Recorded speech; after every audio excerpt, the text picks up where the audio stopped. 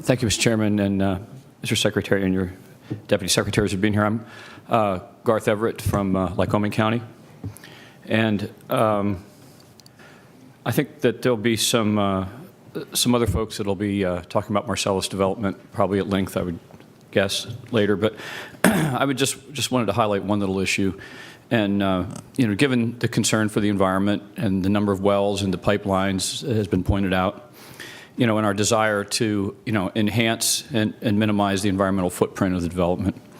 I just want to know if you're considering having folks. There's independent research groups that are very well staffed with experts from both sides. If you're considering using them at all to come up with safer, best management practices and sustainable ways to do this gas development. Well, thank you, Representative, for the question. And let me start by let me answer it this way. That is one of the reasons that we have advisory committees and advisory organizations. And I got some information that addresses a question that Representative Marr mentioned, just to give some clarity on our advisory boards. On March 9th, the governor sent letters to our old technical advisory board thanking them for their service and appointed voting members to the new Technical Advisory Board. And on that same date, our Deputy Secretary for Oil and Gas Development, Scott Perry, contacted everybody old and new.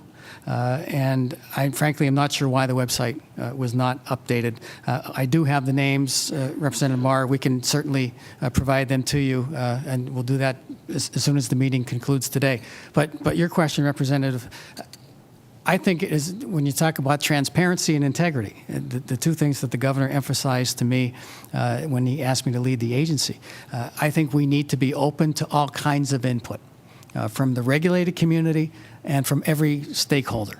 And I think this agency is willing and anxious to consider that kind of information. We're willing and anxious to partner. We have limited resources. We don't have the capacity to ask and answer all the questions that perhaps we would like to. So we welcome the opportunity to partner with other groups, individuals, organizations, universities that have that type of specialized expertise. It's my aspiration at DEP to build a lot of big tables and to get as many folks around those tables as we can to wrestle some of these questions and challenges and opportunities to the ground. I'm happy to hear that. Thank you.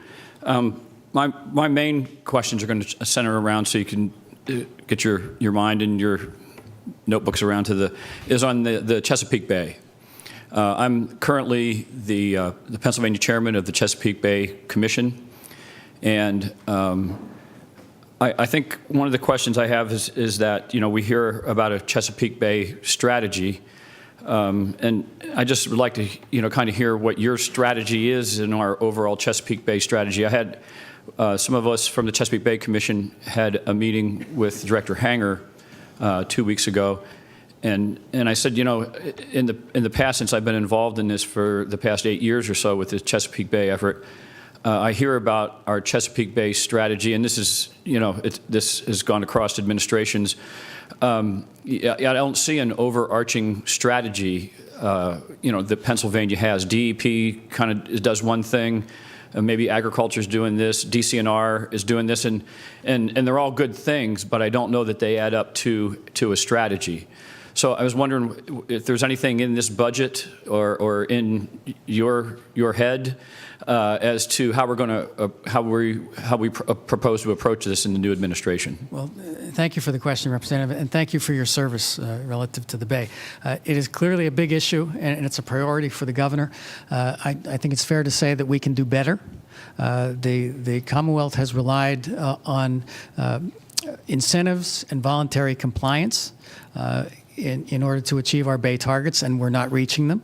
And I have worked very closely over the last 7 weeks and had multiple meetings with Secretary Redding from the Department of Agriculture, Secretary Dunn from DCNR, and with Policy Secretary Hanger to talk about, and I'll use Secretary Redding's phrase, rebooting the conversation. and reframing the conversation. We have to do things differently. The status quo is not acceptable. We're not meeting our targets while, for example, the municipal utilities have stepped up and invested in capacity and met their targets. Other aspects of the Bay, other contributors to the Bay water quality issues, we're not there yet. The agency last year did a regional water assessment project that selected a number of farms in a number of watersheds around the state and did an intensive visitation, consultation, engagement, and we identified that as a very hopeful model. But the long and the short of it is we need additional resources to incentivize best management practices and their deployment on the ground. We need to do a better job of counting what is being done. A lot of the BMPs that are being employed on farms that do not receive federal funding are not counted in the Bay model. We've got to change that. And more fundamentally, we've got to figure out ways to leverage our resources. I've sat down with the conservation districts to talk about how we can better partner. I've talked to the Farm Bureau about rebooting the conversation. How can we work together as partners in service of protecting Pennsylvania's agricultural industry and cleaning up the Bay at the same time, doing the right thing, and that's another phrase that Secretary Redding uses. But this administration's approach will be a very, very close and I think powerful partnership between the Departments of Agriculture, Conservation and Natural Resources, and DEP, and we will work to leverage those resources that we can bring to the table with conservation districts, with our federal partners, with the agricultural community, and try to move things on the ground and change the facts on the ground and improve the water quality in the Bay. So we are very focused on making that happen. Well, I'm happy to hear that, and I just want to add that at our last Chesapeake Bay Commission meeting, we got EPA's latest assessments of where Pennsylvania is and what they plan to do if we don't start doing better. And it's not a pretty picture what their plan is for us. And so I hope that we can get out ahead of that. And I don't disagree with anything you say, and I do agree that we need some additional resources. And I would ask why the $675 million that's if we were going to borrow is going to be used for alternative energy and not for water quality in Pennsylvania. I think that would be a much wiser use of that money, should we go to borrow money, would be to clean up the streams, and that's just one, that's one individual's view. Rather than searching for alternative energies that may or may not be efficient because they need subsidies and don't stand on their own.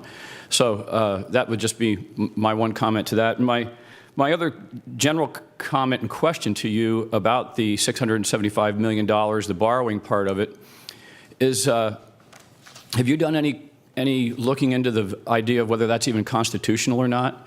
I think there's something in our Constitution, and I think it's Article 8, Section 8, that says the credit of the Commonwealth shall not be pledged or loaned to any individual company, corporation, or association. It appears to me that this borrowing is going to go directly to private individuals, companies, and corporations, and that appears to me to be in direct, conflict with our Constitution. And I was just wondering if anybody in the administration has thought about that or addressed that at all. Well, Representative, I would say a couple things. First, A, I'm not a lawyer. B, the working out the mechanics of the borrowing is not something that DEP does. But I will say, just going back to the Growing Greener 2 bond, $650 million, a lot of that money ended up being invested in private companies or provided to private entities as loans or as grants. So I would say there's ample precedent for that. But I would point out to you, in terms of what you mentioned about investing in water quality, $20 million of that $225 million energy portfolio that the governor has proposed is targeted for clean energy and energy efficiency in the agricultural sector. So it would incentivize things like agricultural digesters and other opportunities to either improve farm efficiency, energy efficiency, or deploy some of these types of technologies like digesters, which have a direct impact on water quality. The other thing that I would say to you is in terms of the toolkit, we are in the process of revising our nutrient credit trading program to tighten that up, to reestablish the value of those credits, and thereby, I think, create additional opportunities to connect water quality improvement with on-farm energy development. So it's a lot of our work is trying to aim for leverage and getting multiple wins, multiple bangs for the buck here. Clearly a very complicated area and needs some focused attention, some focused resources, but I do believe that $20 million that the governor's proposed for the agricultural sector can translate into some very significant water quality improvements if we're smart. $20 million is wonderful, but it certainly doesn't address the issues that we're coming up to face. And one last thing that I'll say, I got an email while I was sitting over here, and it just pointed out that when you said that you were going above and beyond in the public comment, somebody who used to work in one of the regulatory agencies pointed out that the 30 days is just the standard, and the public comment that there's no above and beyond, that's just the standard public comment period. Thank you, Mr. Chairman, and thank you, Mr. Secretary. I look forward to working with you.